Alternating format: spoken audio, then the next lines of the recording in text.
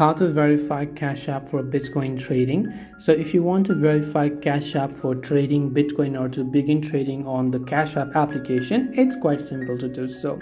So just open up Cash App and go to the dollars icon from the bottom left, not the center but the bottom left, right?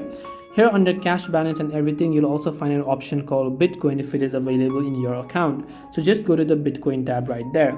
Over there under more ways to get Bitcoin, you'll find an option that says deposit Bitcoin. So get your Bitcoin address, select that. Now it'll ask you to enter your email address, select that and tap on the next option. As you've done that, it'll ask you to verify your identity with a photo of your ID and a face to continue, which means you have to provide your documents and also do a selfie verification. So just tap on continue and follow the on-screen instructions, and right after you've done that, you should be able to go ahead and then verify your identity on Cash App for Bitcoin trading.